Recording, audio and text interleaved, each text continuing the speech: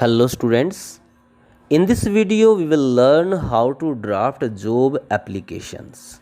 Okay, so students, job application is crucial not only from the examination point of view but it is important in the long run क्योंकि हमें education complete करने के बाद job letters job applications लिखनी होती हैं.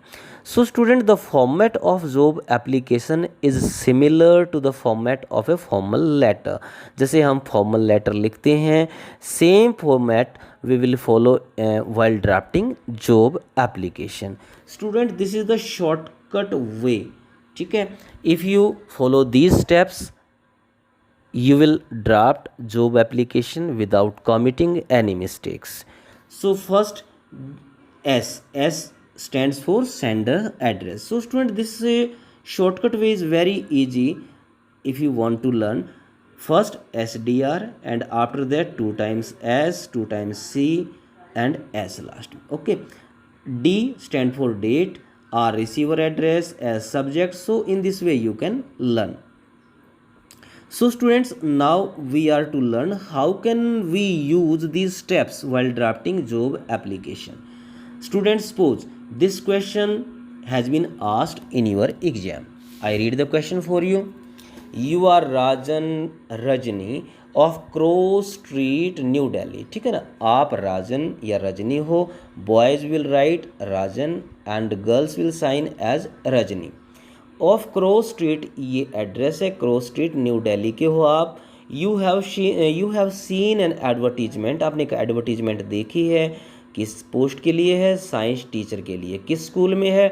D Delhi public school, Ashok Vihar Delhi में. ठीक है, तो आपको एक लेटर लिखना है in response to the advertisement appeared in the Times of India newspaper में वो एडवर्टीजमेंट पब्लिश हुई थी. ठीक है, तो आपने उस पोस्ट के लिए you are to apply. So students, how will you write job application? So first of all, as I told you in the starting that these are some steps. First you will follow first step S, after that D R. ठीक है, S means sender address. So first of all you will write sender address. So students, sender means one who sends the application, one who sends the letter, जो भी कोई letter post करता है. ठीक है, that is called sender. So you will find the address, sender address in the question, and in most of the cases sender address कहाँ मिलता है? After you are. ठीक है, क्वेश्चन में अगर आपको यू आर के बाद आपको सेंडर एड्रेस मिलेगा. And after sign yourself, SIGN, sign yourself. ठीक है, most of the cases yourself, आपको यू आर के बाद या साइन यूर सेल्फ के बाद सेंडर एड्रेस मिलता है. So student, let's find out the sender address. You are Rajan Rajni of cross street new Delhi. Okay, this is the sender's address. But one thing that you will bear in your mind that you won't mention name in the sender address. ठीक है, आपको name sender address में नहीं लिखना है. ठीक है, तो you will right only address, street, cross street, and after that you will write New Delhi. Students, most of the time some students get confused.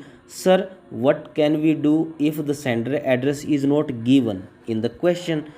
हाँ, कई बार ऐसा होता है क्वेश्चन में हमारा सेंडर एड्रेस नहीं मिलता. तो in that case what will you do? आप क्या करोगे? You will right ABC. Okay, and after that city you will write in this way. Okay, after writing sender address you will drop a single line.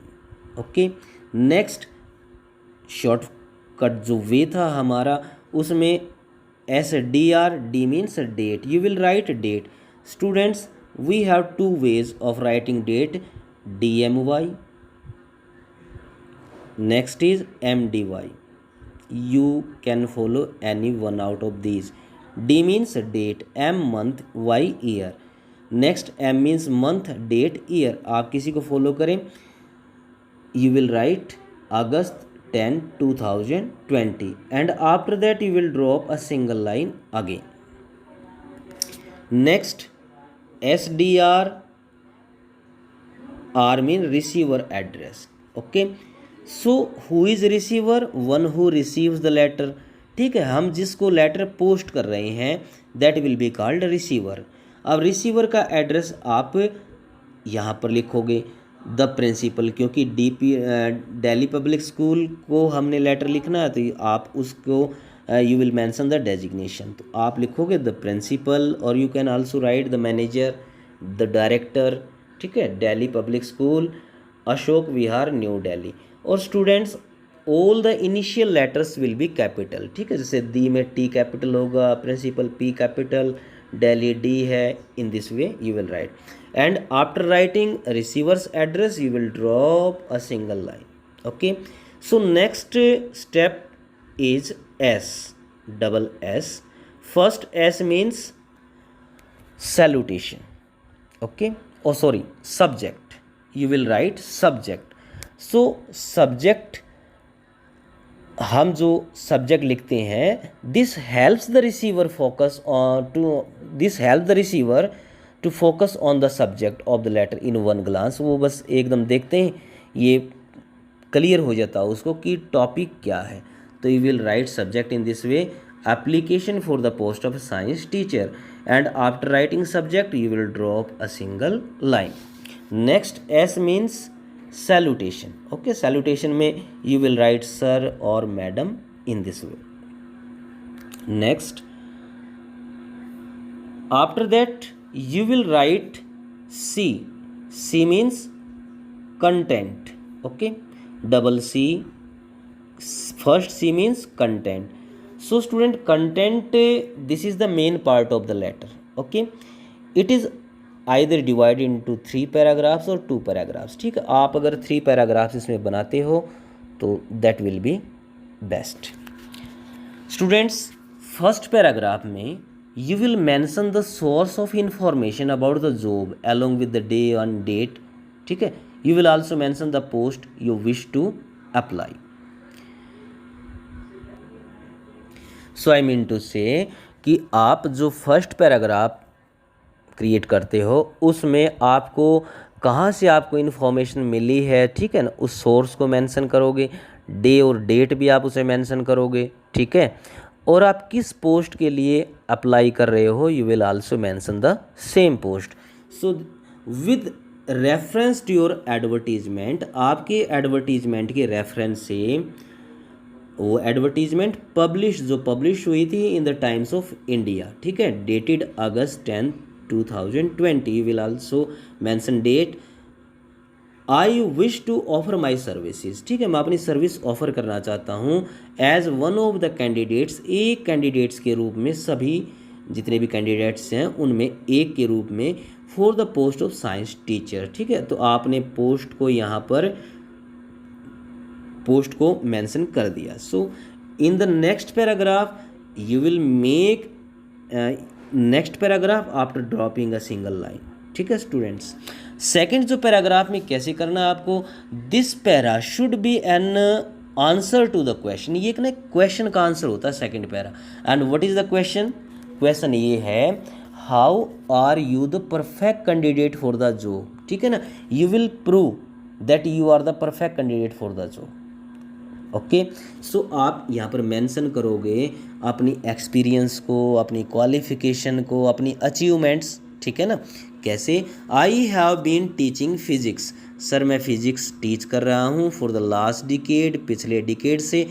And have always received, और मैंने receive किया है excellent results in the class 12th board examination. ठीक है, तो ये आपकी achievement है कि आपने बोर्ड एग्जाम में एक एक्सीलेंट रिजल्ट को रिसीव किया.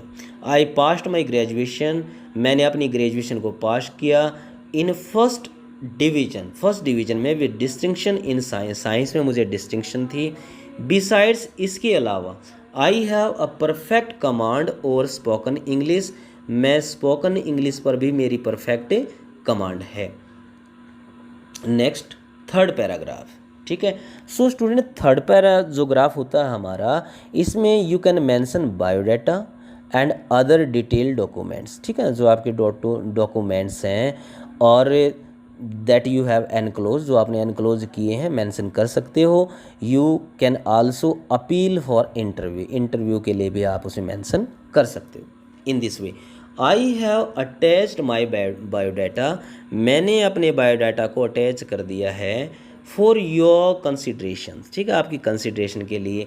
I am available for interview on any day, ठीक है, कि मैं किसी भी दिन इंटरव्यू के लिए अवेलेबल रहूँगा एज पर योर कन्वीनियंस, आपकी सुविधा के अकॉर्डिंग, ठीक है ना। I shall work with utmost sincerely and dedication, और मैं जो अपना वर्क करूँगा, अटमोस्ट होता है एक्सट्रीम, अत्यधिक, मैक्सिमम, अपनी सिंसियरली एंड डेडिकेशन के साथ। After that you will write thank you. Okay, so student next C means complimentary close. Okay, तो जो कॉम्प्लीमेंट्री क्लोज में you will write yours sincerely, yours faithfully, ठीक है। So in this way yours sincerely. So some student writes in this way YOUR apostrophe S. This is the incorrect way. Okay, you will avoid this. You will write in this way yours sincerely. Okay, and after that signature. Here first you sign your name, पहले तो आप अपने name का sign करोगे वहाँ पर, and then write your name beneath the signature, फिर आप सिग्नेचर के नीचे अपना नेम लिखोगे। Boys will write Rajan and girls will write Rajni. और स्टूडेंट्स वन थिंग, ठीक है, that always bear in your mind that you will mention the details given in the question paper, जो क्वेश्चन पेपर में detail दी गई है ना, you will mention the same, ठीक है। Don't mention your personal details, आपको पर्सनल डिटेल्स बिल्कुल भी इसमें नहीं लिखनी है। So student after that you will give biodata in this way, you will write biodata in the center. First name, you will mention name, which name that is given in the question. So Rajan question में दिया गया है, father name is not given in the question, that's why you will write XYZ in this way. Address is also given in the question paper, Cross Street, New Delhi, ठीक है। If address is not given, you will write ABC dash dash city in this way. Date of birth you may write, education qualification according to the post, ठीक है। Student जो post के according आपने education qualification लिखनी है। After that experience you will mention, ठीक है। Marital status relating marriage, ठीक है ना, कि जो मैरिज से रिलेटेड आपका स्टेटस क्या है, married. Okay, you can also write unmarried, as a student you will write unmarried. Okay, language known English और हिंदी, ठीक है, English and Hindi, sorry. Hobbies you will mention hobbies, reading, painting and listening music, and after that you will write mobile number, ठीक है, you will write 3 or 4 digit।